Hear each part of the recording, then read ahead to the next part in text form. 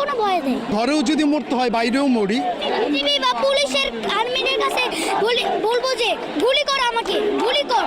বাবা আজকে যে তুমি এই আন্দোলনে এসেছো, কেন এসেছো? কেন আমি আন্দোলনে বিচার পেতে আসছি। কার বিচার চেতে? যারা অকারণে শহীদ হয়েছে, অকারণে শহীদ হয়েছে যারা। এখন তুমি কি চাও? এখন আমি চাই প্রতিবাদ।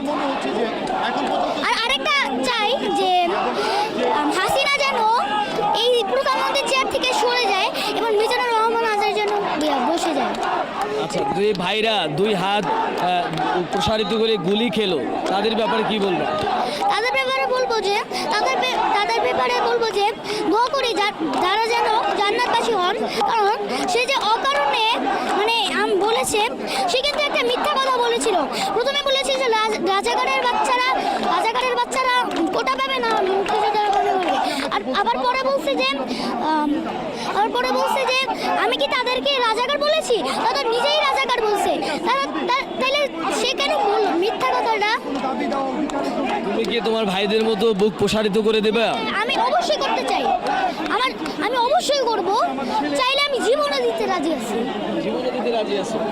তাহলে আজকের এই আন্দোলনে কাকে নিয়ে এসেছো? আমার বাবাকে নিয়ে আসছি। বাবার সাথে এসেছো? বাবা তোমাকে এখানে নিয়ে এসেছে? হ্যাঁ। তোমার ভয় লাগে না? না, আমার ভয় নাই। আমার মৃত্যুর কোনো ভয় নেই। কেন ভয় নাই? কারণ যেই ভাইয়েরা আমাদের ভবিষ্যৎ চিনে, মানে ভবিষ্যৎ ইয়া করে যে শহীদ হয়েছেন, তাদের জন্য আমরাও জীবন দিতে পারি না। আমি যত